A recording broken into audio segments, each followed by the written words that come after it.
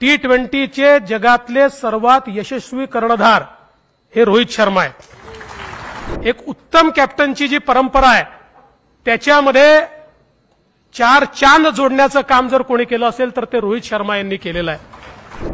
पण या चौघांमध्ये काही कॉमन असेल तर बॉलरला त्या ठिकाणी रात्री झोप येणार नाही अशा प्रकारे बॅटिंग करणं हे चौघांचंही कॉमन आहे। हे मैदानात उतरले की चौके आणि छक्के याचा हिशोबच या ठिकाणी राहत नाही। रोहित शर्मा या खेळाडूचं नाव भारताच्या क्रिकेटमध्ये एक जी आमची मोठ्या खेळाडूंची मांदियाळी आहे की ज्यांच्याशिवाय भारतचं क्रिकेट पूर्ण होऊ शकत नाही, तशाच प्रकारचं नाव हे आता रोहित शर्मा यांचं आहे, हे देखील या ठिकाणी आपण मान्य केलं पाहिजे। आपल्या महाराष्ट्र सरकारचे कॅप्टन एकनाथ शिंदेजी,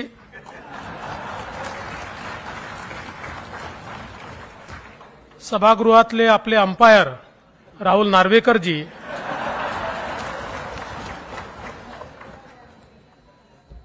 आपले व्हाईस कॅप्टन अजितदादा पवारजी,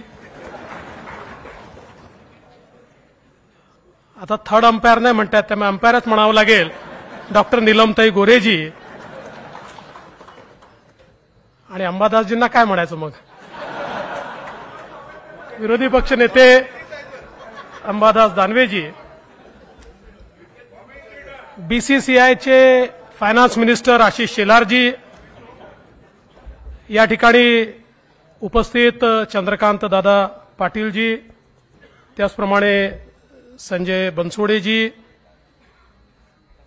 विशेष रूपाने ज्यांच्या सत्काराकरता आपण एकत्रित झालो आहोत, आपल्या भारतीय चमूचे कर्णधार आणि खऱ्या अर्थानं ज्यांनी कॅप्टन म्हणून एक आपली अतिशय आगळीवेगळी प्रतिमा उभी केली ते श्री रोहित शर्माजी,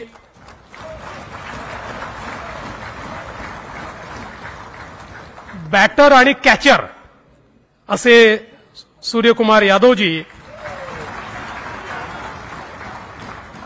यशस्वी जयस्वालजी, शिवम दुबेजी, आता यांच्यापैकी कोणी जास्त छक्के मारले मला माहिती नाही, रोहित तर आहेच, मी यशस्वी आणि शिवमच्या बद्दल बोलतोय,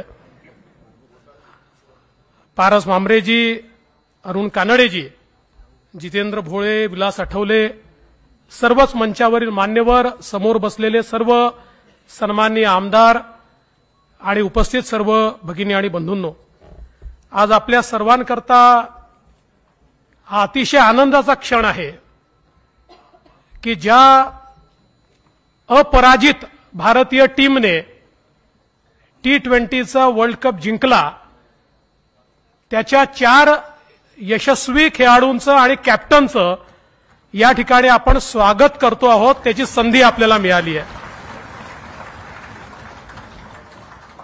आणि विशेषतः कॅप्टन रोहित शर्मा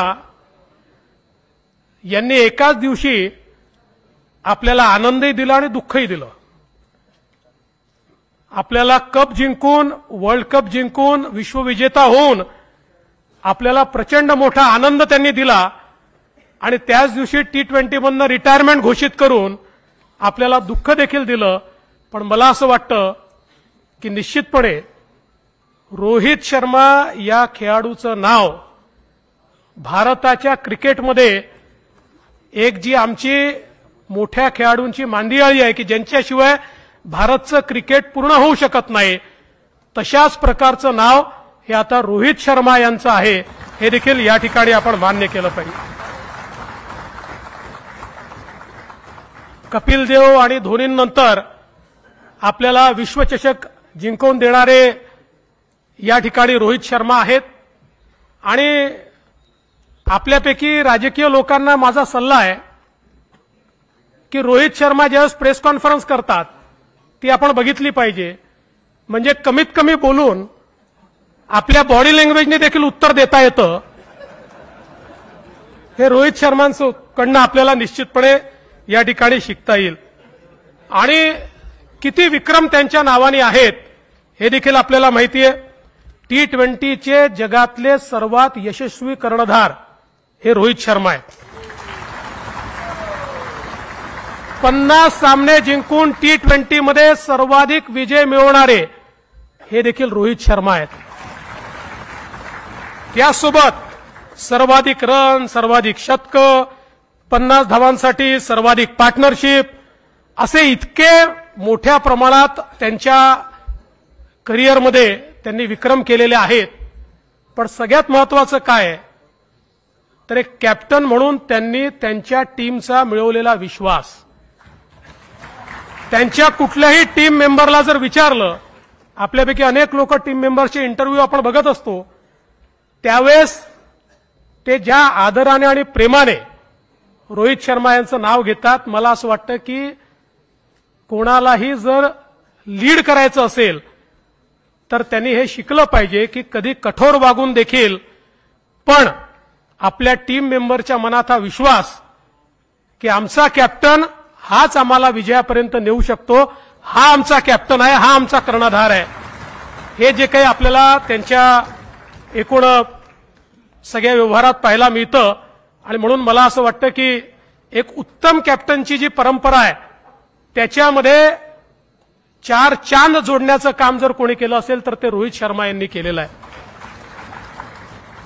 आणि सूर्यकुमार यादव यांच्या नावातच सूर्य आहे आणि हे उगवता हुआ सूर्य आहे, हा मावळतीचा सूर्य नाही आहे. खरं म्हणजे रोहित शर्मांचा तर अनुभव खूप मोठा आहे, पण या चौघांमध्ये काही कॉमन असेल तर बॉलरला त्या ठिकाणी रात्री झोप येणार नाही अशा प्रकारे बॅटिंग करणं हे चौघांचंही कॉमन आहे. हे मैदानात उतरले की चौके आणि छक्के याचा हिशोबच या ठिकाणी राहत नाही. आणि सूर्यकुमार यादव देखील आपण सगळ्यांनी बघितलं ज्या प्रकारची बॅटिंग ते करतात. अक्षरशः मला असं वाटतं की अनेक वेळा बॉलर्सला वाटत असेल की हे नसले तर बरं आहे. आणि टीम अडचणीत असताना सेंचुरी मारणं हे सगळ्यात महत्वाचं आहे. असे प्लेयरच आपल्याला जिंकून देऊ शकतात. आणि अर्थातच त्यांनी जो कॅच पकडला तो कॅच तर आपण कोणी विसरूच शकत नाही. आणि ते देखील मनात हेच म्हणत असतील की बरं झाला कॅच माझ्या हातामध्ये आला. पण असा हा काही योगायोग नव्हता, तो तुमचं श्रम होतं, तुमची प्रॅक्टिस होती, त्यामुळे इतका कठीण कॅच तुम्ही पकडू शकले. असा कॅच म्हणजे बाउंड्रीच्या बाहेर जायचा, तो परत आत फेकायचा, परत आत येऊन तो पकडायचा. It was one of the impossible task जी तुम्ही त्या ठिकाणी पूर्ण केली आहे.